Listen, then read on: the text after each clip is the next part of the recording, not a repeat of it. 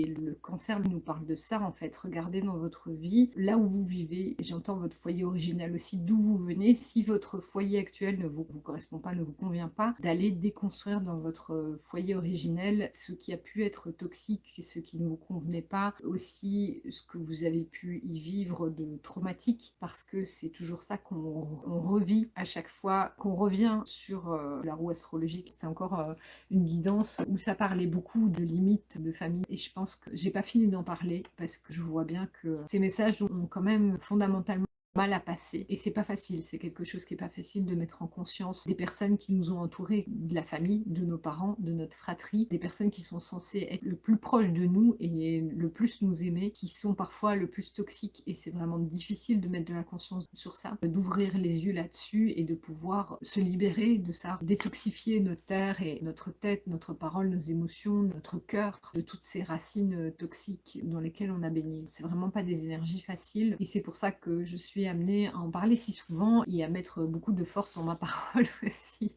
pour pouvoir être entendue justement au milieu de toutes ces injonctions dégueulasses et toxiques dans lesquelles on baigne dans le milieu actuel. Et je sais que ce ne sont pas des discours qui sont portés, qui sont promus non plus par les algorithmes, parce que moi j'en parle souvent et que autour de moi j'ai souvent ce retour-là, des critiques par rapport à ça. Donc je dois mettre 2 fois plus d'intention et d'énergie là-dedans, mais je continuerai à le faire parce que je sais que ça fait partie aussi de ce que je suis venue apporter au monde et dans ce système ici. C'est pour ça que je suis venue aussi, c'est pour pouvoir porter cette parole-là. Et je le fais courageusement.